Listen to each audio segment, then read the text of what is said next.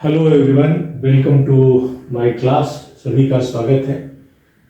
ये टॉपिक आपका इसी आईएलडी का मैक्सिमम एंड शियर अगर हमारा व्हील लोडिंग है, जैसे आपका ट्रेन वगैरह हो गया या ट्रक्स वगैरह होगा, किसी गर्डर या ब्रिज से पार कर रहे हैं या गर्डर के थ्रू क्रॉस कर रहे हैं, तो हम मैक्सिमम शियर को कैसे कैलकुलेट करेंगे।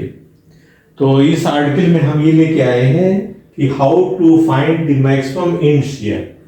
तो यहाँ पर आप देखोगे कि अगर मान लीजिए गर्डर आपका किसी लेंथ स्पैन का है, मान लीजिए पूरा टोटल स्पान जो है इसका एल है, टोटल एल है, तो इस स्पान पे अगर ये व्हील लोड जिनकी स्पेसिंग ए बी सी है, 1 2 3 4 लोड लग रहे हैं जिनकी स्पेसिंग ए बी सी है, उनको कहां प्लेस किया जाए जिससे हमें मैक्सिमम पॉजिटिव शियर मिल सके।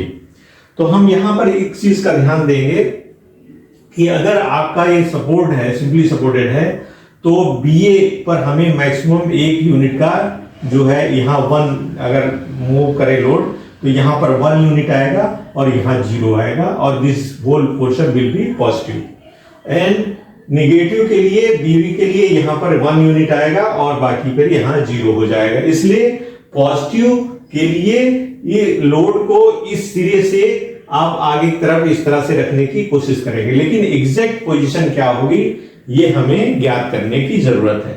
तो इसमें हम क्या काम करते हैं कि अगर आप सपोज करिए कि अगर यहाँ इस स्लोप पे जो आपका बना रहा है 1 यूनिट का है बीए जो पॉजिटिव है, तो dy dx अगर आप देखेंगे जो स्लोप क्या होगा, dy dx equals to tan theta के बराबर होगा। और tan थीटा क्या है, tan theta is 1 unit divided by vertical divided by 1। तो यहां हमने लिखा dy dx से tan थीटा 1/l होता है। कैसे वेरिएशन होगा, अगर मान लीजिए dx को ये डिस्टेंस हम यहां से हटाते हैं, लेफ्ट साइड पे ले जाते हैं, तो dy कितना हो जाएगा, dy is equal to ds upon l, a by l की शिफ्टिंग हो जाएगी, वर्टिकल जितने मेंबर्स होंगे शिफ्टिंग हो जाएगी।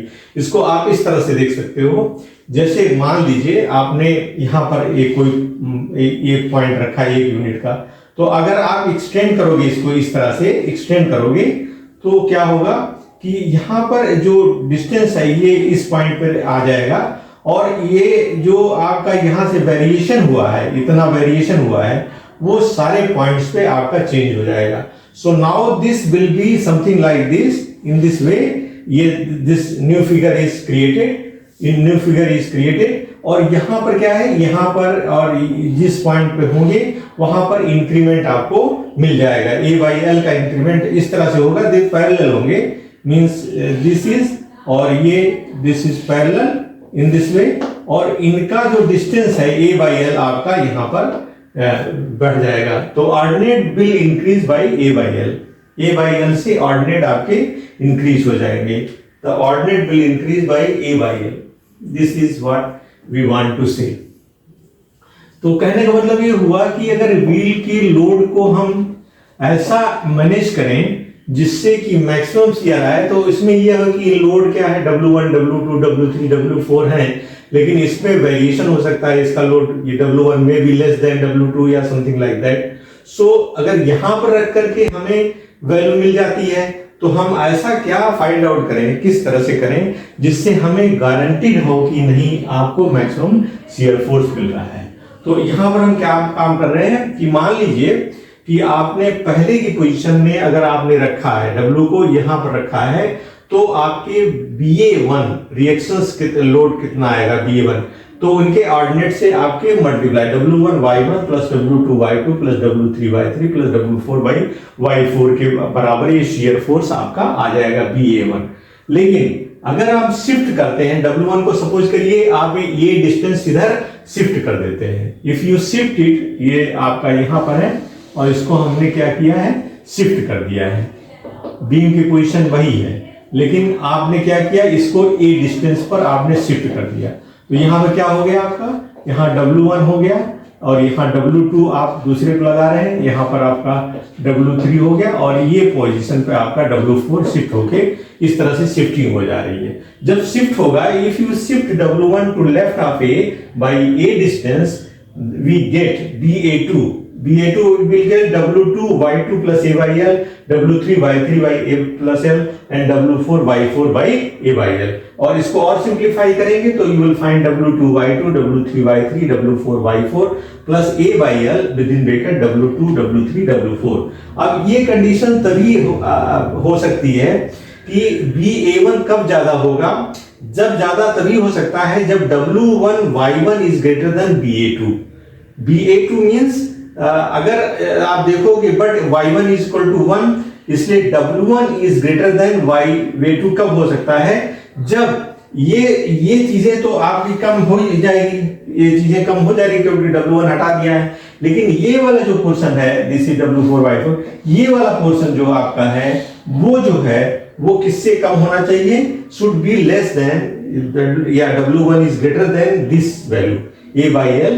ये जो एक्स्ट्रा वैल्यू है इसमें उससे ये एक्सीड करेगा, तभी आपका पहला वाला केस जो है आपका बेटर माना जाएगा, माने मैक्सिमम पॉजिटिव माना जाएगा। अगर ये मान लीजिए फेल करता है, is less than you shift again second and then you find out the remaining edge you have to do. तो ये इस तरह से करके हम इसको फाइंड आउट कर सकते हैं। तो हमारी कंडीशंस क्या होगी, that is load rolled of, जो बाहर की तरफ निकल गया है, सक्सीडिंग व्हील स्पेस और उनके बीच की स्पेस को हमने उतना हटाया। जैसे मान लीजिए आपने W1 ने क्या है तो इसको शिफ्ट करें, W2 यहाँ आएगा तो A1 इधर शिफ्टिंग हो जाएगी, A आपका इधर शिफ्ट हो जाएगा।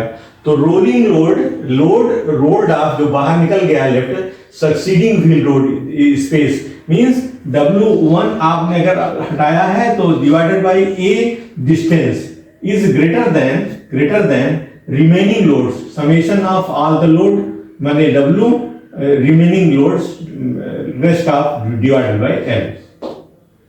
अगर ये कंडीशन आ जाएगी तो वही आपका मैक्सिमम शियर फोर्स को प्रोड्यूस करेगा। तो किसी एग्जांपल के मदद से हम इसको समझने की कोशिश करेंगे तो ये चीजें हमें क्लियर हो जाएगी। एक पॉइंट इसमें आ जाएगा, दूसरा नेगेटिव पॉइंट होगा, उसमें भी इसी तरह का चीजें हम अप्लाई करके फाइंड आउट करेंगे कि मैक्सिमम नेगेटिव शियर फोर्स कब आएगा। तो this is a lecture for making you understand कि how will check, how will go for this thing for find maximum end shear and maximum negative end shear you can calculate with the help of this formula. So this is one of the trial method you can say, but if you try 2 or 3 you will find the answer. So this is all for your this lesson. Thank you for being with me. Thank you very much.